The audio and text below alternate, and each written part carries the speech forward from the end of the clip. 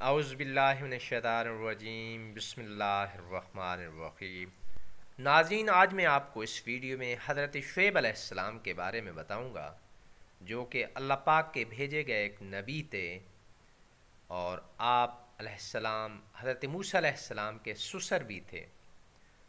آپ علیہ السلام حضرت ابراہیم علیہ السلام کی اولاد میں سے تھے۔ حضرت شعیب علیہ السلام نابینا بھی تھے۔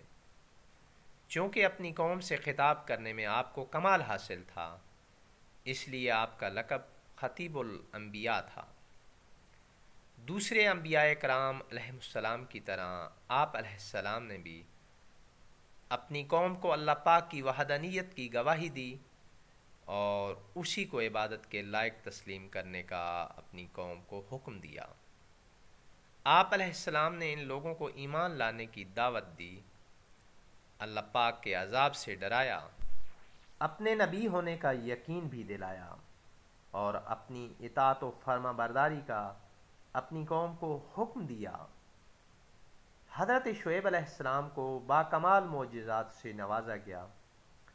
آپ علیہ السلام کا ایک معجزہ یہ تھا کہ آپ نے حضرت موسیٰ علیہ السلام کو بکریاں تحفے میں دیں اور فرمایا کہ یہ بکریاں سفید اور سیاہ بچے جنیں گی۔ چنانچہ جیسے آپ علیہ السلام نے فرمایا ویسے ہی ہوا۔ جیسے دیگر انبیاء کرام علیہ السلام کی قوموں نے سرکشی کی اور عذاب الہی کے حقدار بنے، ایسے ہی یہ قوم بھی اللہ پاک کے نبی کی نافرمانی سے اللہ پاک کے عذاب میں مبتلا ہوئی۔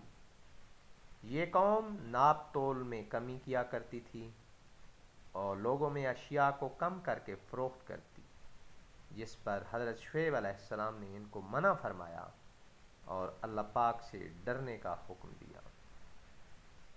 جب انہوں نے حضرت شعیب علیہ السلام کے حکم کو جھٹلایا اور اللہ پاک کی وحدانیت پر انکار کرتے ہوئے جواب دیا، جس کا قرآن پاک میں ذکر ہے، یعنی کیا ہم ان خداؤں کی عبادت کرنا چھوڑ دیں جن کی ہمارے باپ دادا عبادت کرتے رہے ہیں؟ دوسری بات ایسے کہی، یعنی کیا ہم مال میں اپنی مرضی کے مطابق عمل نہ کریں؟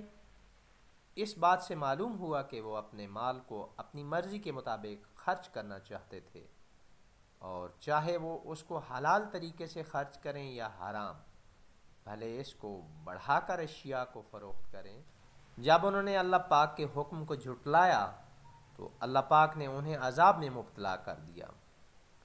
آپ علیہ السلام کی قوم کافر بھی تھی اور ناپ تول میں بھی کمی کیا کرتی تھی۔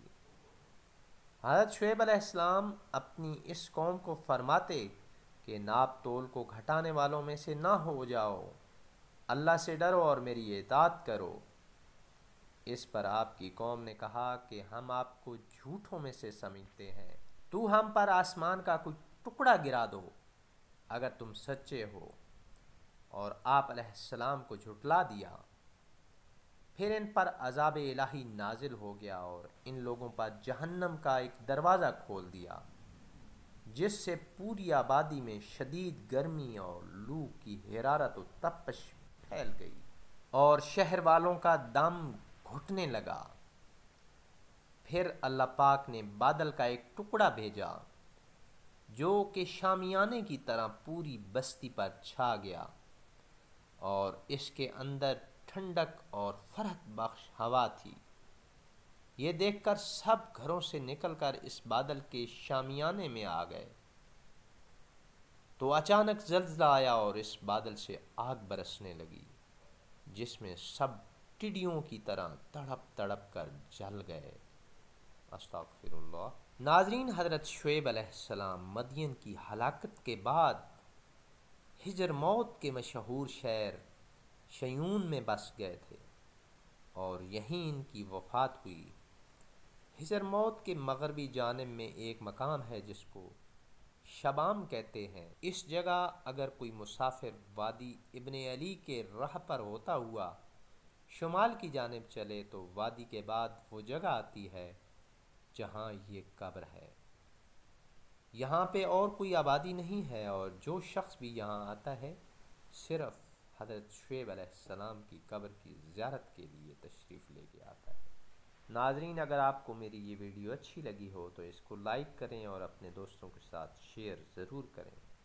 والسلام علیکم ورحمۃ اللہ وبرکاتہ۔